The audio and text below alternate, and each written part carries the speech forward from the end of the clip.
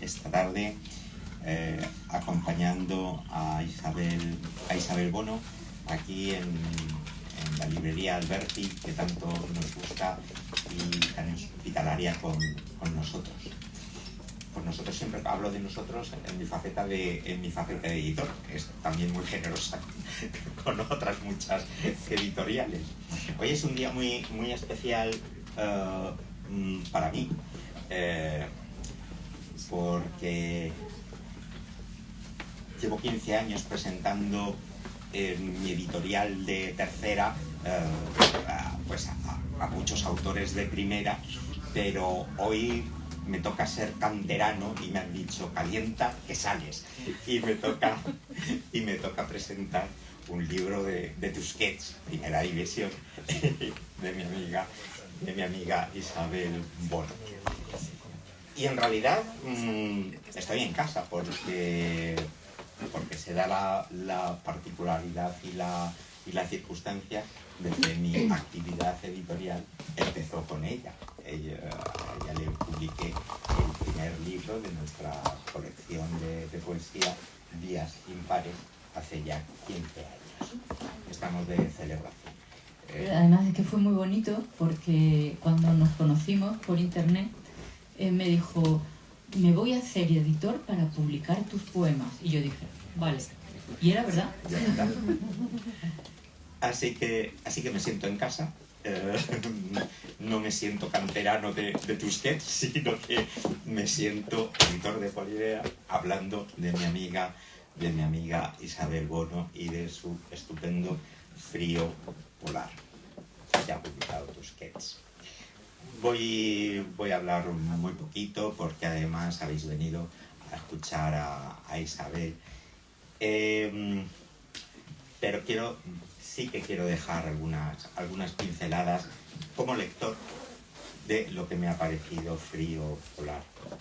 Estoy de acuerdo con una cosa que dice Fernando Luis Chivite en el prólogo, de que parece como que Isabel Bono escribe en una especie de cabaña y ahí está su mundo. Yo no diría tanto una cabaña como una habitación propia, en el doble sentido de lo que sabemos de Virginia Woolf, de una conquista personal, como también de un reducto doméstico, íntimo, lo digo también en ese sentido. Esa habitación propia, tan cálida, tan cotidiana, que se ve en muchos de sus poemarios, a mí siempre me ha parecido que estaba atravesada por tres referencias, no tres referencias tuyas, mías. Al fin y al cabo, el lector reescribe. Tres referencias como son pues, la domesticidad de los cuadros de Hopper, por ejemplo, o, por ejemplo, esa domesticidad silenciosa de las películas de Terrence Malick, en las que no parece pasar absolutamente nada. Te la cambio por Eric Romer. Sí, lo que pasa es que a mí Eric Romer, yo me acuerdo... Ya, no, aquí podríamos estar... Yo recuerdo cuando Alfonso Sánchez decía de Eric Romer que las películas de Eric Romer, si eran más lentas, se veía crecer la hierba. Eso es lo que yo quiero. Y entonces, en fin, pero vamos, Terrence Malick se ha vuelto lentito en las últimas películas. Y sobre todo, y creo que te gustará esta referencia, los cuadros de Hommershey, no sé si es un pintor noruego o danés que pinta figuras de espalda mirando hacia la pared. No lo conozco. De manera que el espectador no ve un paisaje o no ve una figura cuya mirada está cancelada mirando hacia una pared. Yo sé que a ti te gusta mirar paredes. Sí, a mí me gusta ponerme de espaldas para no distraerme. Efectivamente. Bueno, pues en esa domesticidad que yo creo que ha reinado en la poesía de Isabel Bono, ese ámbito, ese espacio entre cálido y desolado, de pronto salta por los aires y hay un nuevo espacio. Y yo quiero recordar aquí lo que nos enseñó Gamoneda, de que el frío no solamente es una sensación, es un lugar en sí mismo. De tal manera que ya no hay ese espacio doméstico, esa habitación propia.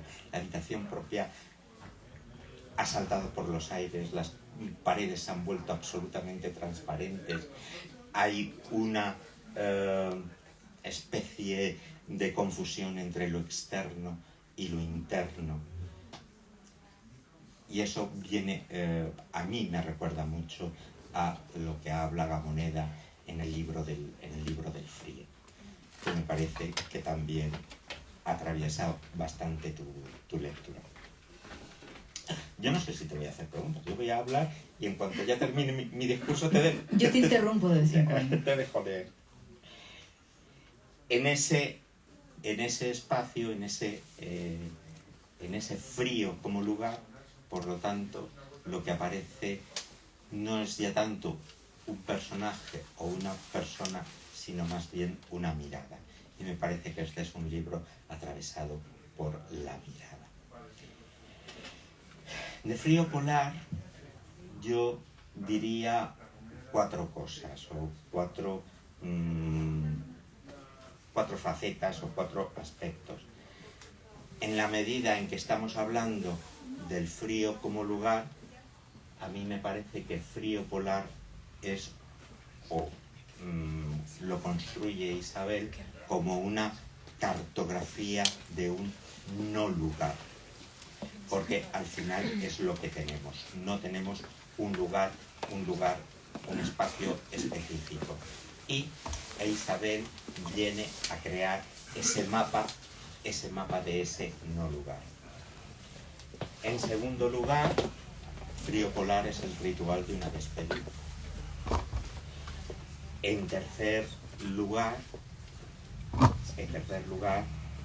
entiendo este libro muy en concreto, en el que la poesía aparece como un ejercicio de renombramiento. Para cada una de estas cosas que estoy diciendo tengo citas sacadas del libro, pero no quiero interrumpir demasiado el discurso, sobre todo porque quiero dejar hablar a Isabel. Y finalmente, a mí la característica que más me llama la atención o la clave en la que he leído este libro, en algunos sitios he leído, y no sé si igual lo dice Chivite en su prólogo, que es una especie de requiem, es una especie de elegía.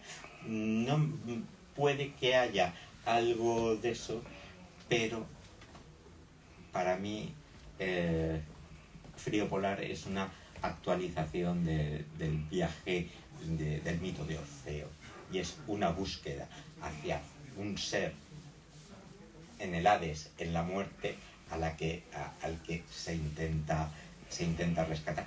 Incluso hay un verso en un momento dado en el que hablas de girar la cabeza.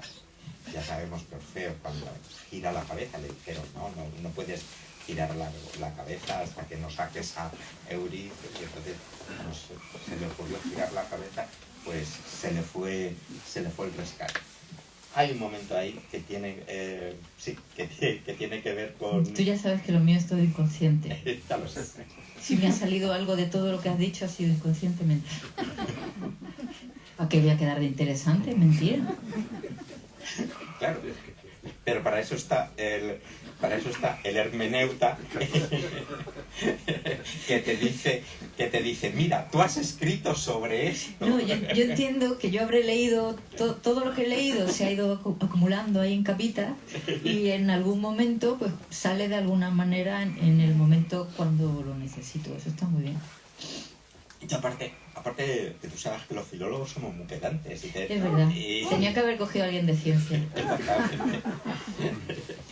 y sobre todo tenemos que hacer gala de la carrerita que nos pagaron nuestros padres. O sea que, en fin. Bueno, pues en ese sentido, pues a mí es lo que más me ha parecido ver un rescate de una figura a la que se quiere volver a atrapar. Me parece que no está tampoco cogido. No, sí, vas bien. Muy bien. Me voy por el 6. Muy bien. Bueno, pues estas son, digamos, las facetas que yo he querido ver en el libro de Isabel. He escuchado en no sé si en una entrevista que te han hecho o en algún, no sé en qué medio, que titulas muy bien. Isabel titula muy bien los poemas. No se me da mal. Sí, efectivamente. Y yo creo, intentando rastrear eso que puede definir un libro, muchas veces os ha pasado a todos como lectores, que de pronto sois capaces de definir un libro por una frase determinada. El otro día lo hablábamos Paco, Caro y yo, de que, en fin, hay libros que en los que podemos encontrar su sustancia en una frase concreta, en un título, en un aspecto concreto. También me parece que hay un poema del libro que dice, que en realidad define mucho tu libro, que es el de geofonía. Podría ser incluso una poética. En el rastreo de las poéticas que los filólogos debemos hacer los filólogos y los interesados en la lectura y en la literatura, que tenemos que hacer para definir esa obra concreta, pues por ejemplo, a mí yo he encontrado pues cosas como, por ejemplo, las cosas quietas también hacen ruido, porque yo recuerdo que en la primera presentación que yo le hice a Isabel Bono hace 15 años, yo quise rescatar un aspecto de su poética en la que se podía ver que, por muy inertes que fueran lo que hay alrededor, hay lo que se llaman signos de vida. Hay signos de vida en todo el espacio, pero incluso en un libro como este que habla de la muerte hay signos de vida. Por ejemplo, hay otro poema que se titula Lo doméstico nos habita. Efectivamente, estamos atravesados por lo doméstico, por esos elementos quietos e inertes, pero que también están ahí. Pero que están me ahí. Gusta mucho que haya castañas aquí, por ejemplo. A mí las castañas me hablan. Yo no sé a vosotros, si no os hablan, lo raro sois vosotros. Yo cuando quiero calmarme, cuando quiero estar bien, en mi mesa de trabajo tengo un cuenco con castañas. Cada una de un año, porque mi abuela era gallega y decía que había que coger la primera castaña del año y guardarla porque te daba buena suerte. Yo la cojo porque ella lo hacía, pero a mí las castañas me tranquilizan, como las piedras o los objetos inertes hablan. Una taza vacía que te has bebido el café y la dejas vacía y sigue echando vapor. Está viva. Para mí está viva. Si para vosotros no, tenéis un problema. Y finalmente, porque habéis venido a escuchar a Isabel, no a mí, afortunadamente, hay 3 versos. Juanjo, acércate al micro. Perdón. Por debajo. A ver. Ahora. Hay 3 versos que yo, cuando los leí por primera vez, puse un montón de admiraciones, los rodeé con el bolígrafo rojo. Dice: están los muertos y estás tú, por la dulce y perfecta asimetría de cada despedida. Y yo me acordé en ese momento de un verso de Brines, el fervor de cada ¿cómo era aquello? No me sé ni los míos. Me sé los de Gallero. El fervor de cada despedida es un engaño. Así termina un maravilloso libro, un maravilloso poema de Brines titulado Palabras para una despedida, que en el fondo es lo que es frío polar. Y así, con el recuerdo de Francisco Brines, pues le dejo la palabra a Isabel Bono. Vale, pues me dejas temblando. A las 7:15 tenemos que irnos. Así que os voy a dar las gracias por estar aquí luego, y los besos luego, y todo luego. Y ahora, voy a decirle solo 2 cosas y ya empiezo yo con el libro. Ese título que tanto te gusta para seguir echándome tierra encima, Geofonía, el título, es el único título que no puse yo. Lo puso mi amigo el poeta Andrés Gómez Miranda, que le dije, ¿cómo titulo este poema? Y me dijo, pues Geofonía. Lo vio clarísimo y ahí pues ahí fue. Frío polar. Creo que lo explica. Es que no habría que decir nada, porque lo explica ya todo el prólogo y lo explica la contra y todo. Yo en este libro se cumplen 3 sueños. Si es que alguna vez tuve sueños. El ser marginal de Tusquets, cuando tenía 22 años y me sentaba en el suelo de mi cuarto y leía a Samuel Beckett en aquellos libritos dorados, yo decía, ¿te imaginas? Le decía a mi amigo Daniel, ¿te imaginas ser marginal de Tusquets? Pues aquí estoy. Ahora se llaman textos sagrados, pero por detrás pone marginal, así que oficialmente marginal, ole. Luego, otro sueño cumplido, pues que Fernando Luis Chivite me dijera que sí a escribirme un prólogo a su estilo, que a ti te gusta regular porque eres muy filólogo, pero que a mí me encanta porque yo no soy nada filóloga. Y luego el tercer sueño cumplido es que esta viñeta tan preciosísima de la portada me la haya hecho el maestro Federico del Barrio, que anda por ahí escondido. Entonces, para mí esto es ya, yo ya me puedo morir tranquila. Dentro de unos añitos, pero me puedo morir tranquila. ¿Qué es este libro? Este libro es el único libro que yo he escrito con vocación de libro. Porque yo voy a lo loco por la vida, yo voy a lo loco escribiendo, escribo lo que me da la gana, cuando me da la gana, se parezca lo que se parezca, si va a ser un libro, si no va a ser un libro. Pero cuando Antonio Muñoz Quintana, que es un poeta bastante desconocido, por no decir muy desconocido, murió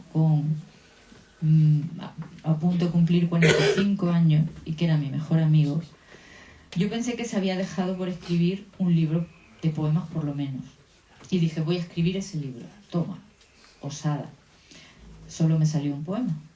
Y lo titulé Frío polar. Lo titulé Frío polar porque él se reía de mí cuando en Málaga bajaban 2 graditos y en invierno estábamos a 14 grados y yo le decía, qué frío, ¿no? Me decía, sí, frío polar. Entonces yo tenía que escribir un libro que se llamaba Frío polar. Y el último día que nos vimos en la cocina de mi casa, lo vi muy cansado. Estaba sentado cuando venía a casa, los amigos iban a ver el fútbol y nosotros dos nos íbamos. Ya yo los partidos del Madrid ya lo he visto, pim pum, ya. Nada, a la cocina, a hablar de poesía. Y ese día se sentó, lo vi muy cansado y le dije, ¿estás bien? Y la respuesta fue, estoy solo en un país muy frío. Digo, tienes que escribir un libro que empiece con eso. Tienes que escribir una novela que se titule así. Tienes que escribir algo con eso. No le dio tiempo. Entonces me lo apunté para escribirlo yo. Y escribí ese poema que creo que se dejó sin escribir. Pero claro, ya tenía ese poema, no iba a dejarlo huérfano. Tenía que escribir todo lo demás. Y me puse como la ratita hacendosa a escribir un libro que acompañara a ese poema. Y eso es el libro. Básicamente, no, las referencias, hombre, lo que he leído tiene que salir por algún sitio, pero nunca es consciente, nunca voy en busca de nada, Yo sigo jugando porque si dejara de jugar me moriría. Creo que tenemos que seguir leyendo y escribiendo por y para lo mismo que empezamos a leer y escribir con 7 años, que es para divertirnos, no perder nunca el entusiasmo y para hacer, para fabricarnos esa habitación propia que tú dices, que en mi caso sería una burbuja. Cuando me preguntan qué es escribir, yo digo, es no estar, es estar en otro lugar. Yo estoy metida en una burbuja y de repente no hay guerras en ningún sitio, no hay padres envejeciendo, no hay amigos muriendo, no hay nada. Soy yo con mi libreta o con el ordenador, con mis libros y me fabrico yo lo veo como un iglú, pero de cristal o una burbuja, que es verdad que en cualquier momento suena el teléfono que sea y se rompe, ¿no? Pues yo escribo desde... Chivite le llama cabaña, pues yo le llamo mi burbuja. Y ahí voy. Y bueno, pues os voy a leer unos poemas. Si luego quieres, hablamos otro poquito, o si queréis decir algo. Aunque a veces se mete uno en un lío diciéndole al público que diga algo. Pero bueno. Voy a leeros algunos poemas. Antípodas, pero no tanto. Por fin, todo el frío es tuyo. Estás muerto. Algo arde en mi espalda.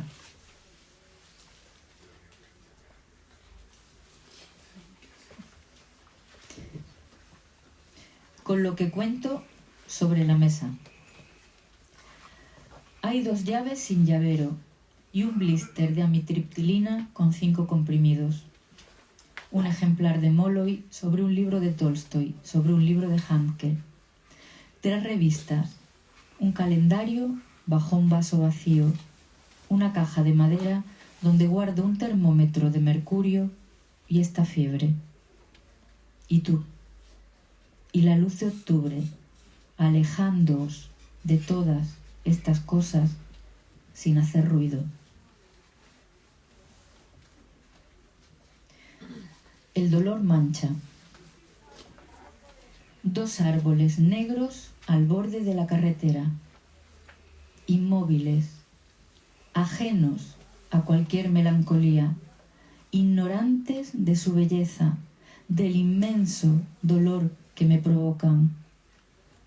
Ser árbol y no saberlo, ser fuente de dolor y no saberlo.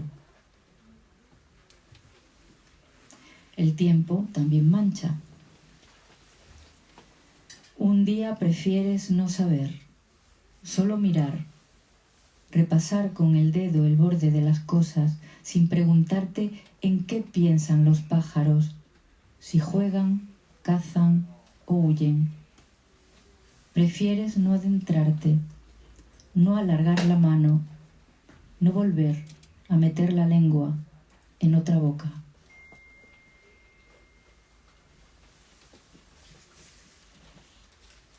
Escondida. Llevo una cita que me encanta de Marcel Schopp. Se sentó cerca de la puerta vigilando el tiempo. Yo a veces creo que esa es mi misión, vigilar el tiempo, para que no pase. Deseo que nieve toda la noche dentro de mi cabeza, que antes de abrir los ojos o la puerta ya sepa de dónde todo ese silencio. Quedarme ahí un poco más, no esperando entender, no esperando. Quedarme ahí, vigilando el tiempo un poco más. Deseo una cabaña conmigo dentro de mi cabeza.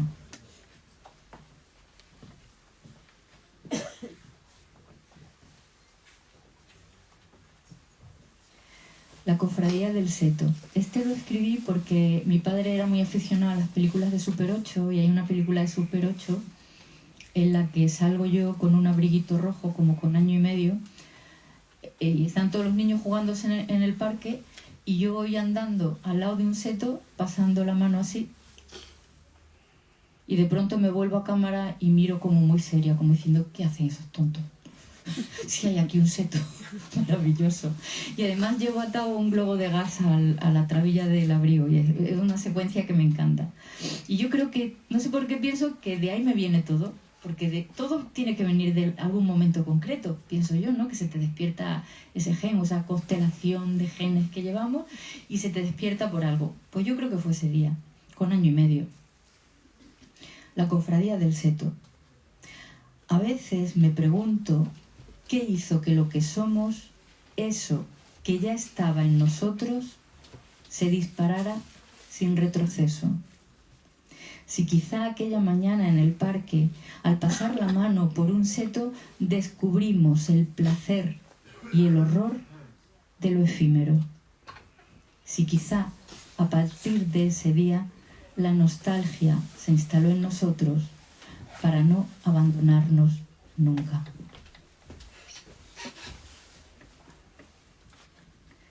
Lo doméstico nos habita, para Federico, que le gusta mucho. ¿Qué nos empuja a salir de la cama, a masticar en silencio, a caminar en línea recta? ¿Qué recóndito gen nos guía hacia la docilidad sin necesidad de amenazas?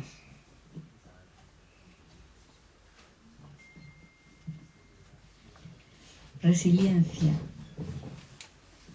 Nunca me oiréis negar la muerte ni disuadir al necio de sus equivocaciones.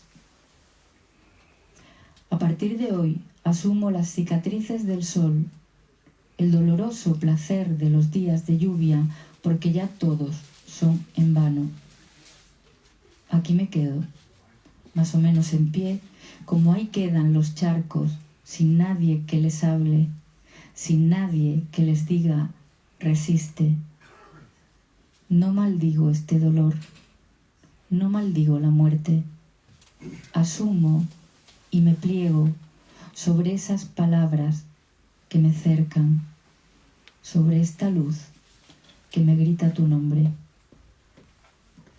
Esto de que los charcos se queden sin que nadie les hable es porque cuando volvíamos a casa, Antonio y yo, de alguna lectura, cruzábamos el puente que nos llevaba al otro lado del río donde vivíamos nosotros y siempre había un charco que se formaba en el río. El Guadalmedina está siempre seco, pero había siempre un charco feo de barro y tal. Y decía, ¿cómo te gusta ese charco? Y decía, porque mientras existe ese charco hay posibilidad. ¿Posibilidad de qué? Hay posibilidad.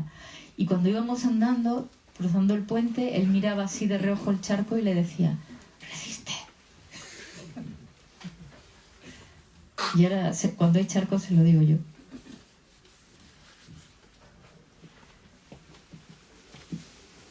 Voy a leer Frío Polar. Tenemos otro cuarto de hora. ¿Podemos charlar o arriesgarme a que me preguntéis algo? Yo contesto todo, ¿eh? Me han preguntado cada cosa. En Bleturge, cuando presenté Bleturge, me preguntó una señora de Gijón que si yo ordenaba las bragas por colores. O sea que... Y respondo a todo, ¿eh? Respondo a todo. Soy dócil, sin que me amenacen. Frío Polar. Estoy en un país muy frío y estoy solo. He venido a incendiar este lugar con mi antorcha. Nadie me sigue. Atrás quedan los perros, las noches de circo, las noches sin oxígeno, las persianas bajadas, el horizonte, las grúas, las antenas, el mar entre los edificios. Atrás queda el mundo, vuestro mundo, cargado de ruido. Ruido que también fue mío. Ya solo calma. La calma que sigue al incendio, donde arden la mediocridad, los mediocres y sus miedos. Los árboles están a salvo. Me llevo su lentitud y su sombra. Renuncié a la prisa, cicatricé la ira, los días de lluvia, vacié mis pulmones de óxido, mis venas de vaselina, renuncié a la música de las esferas, a los cuerpos sólidos, a mover la tierra con o sin punto de apoyo. solo fuego, la levedad del fuego, ley de la levedad. Ahí está todo, ahí estoy yo. Estoy en un país muy frío y veo brillar vuestros diminutos corazones como diminutas iglesias, llenos de una fe que no comparto, llenos de rabia, llenos de deseos, diminutos deseos que entorpecen el camino, que empobrecen la vida, vida que también fue mía. La levedad de la vida abandonando un corazón muy cansado, corazón de autómata, corazón que también amó, porque amé con cada víscera de cada hueco de mi cuerpo otros huecos de otros cuerpos. Fui hueco de árbol para vuestras palabras, piedras sólidas vuestras huecas palabras. En mí todo está salvo. Vuestras palabras, aproximaciones, pobres y humanas aproximaciones. Sabedlo. He hurgado. Hay que seguir hurgando. Y el frío no puede detenerme. Que nada te detenga. Que nada os detenga si tenéis una antorcha en la mano. Lo de la antorcha en la mano... Gracias.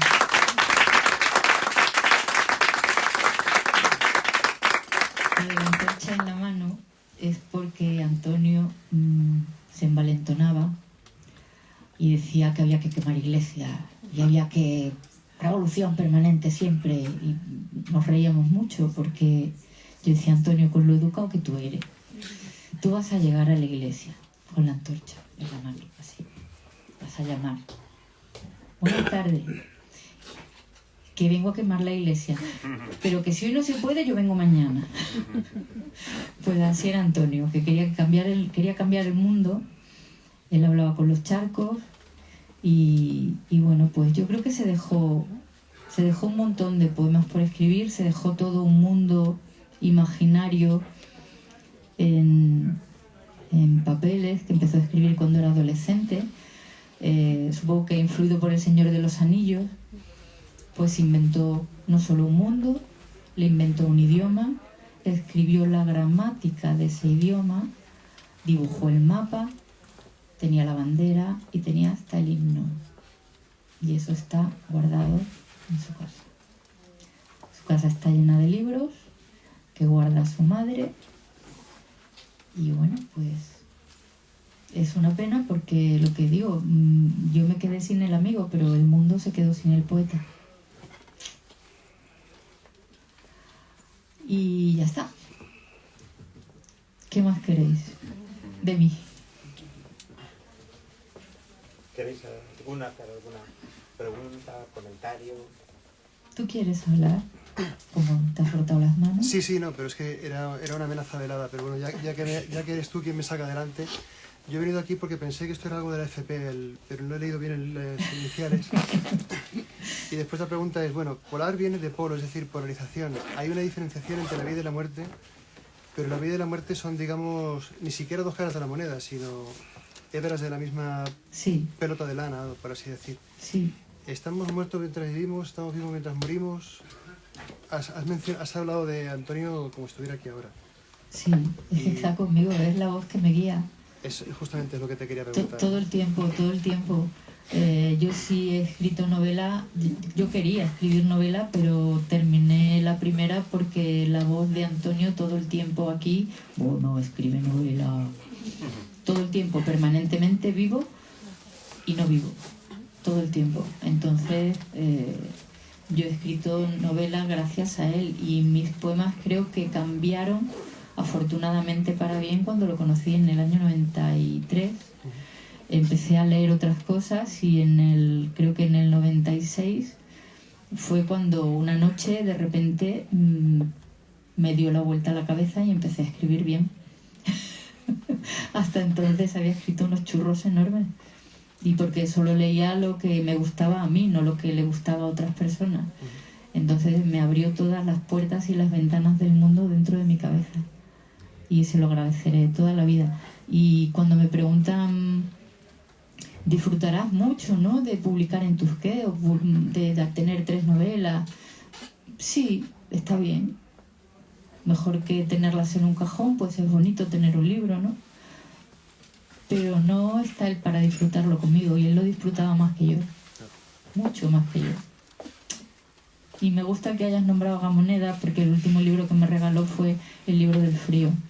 Antonio, yo le regalaba, eran muchos años regalándonos cosas, y un año ya no sabía qué regalarle.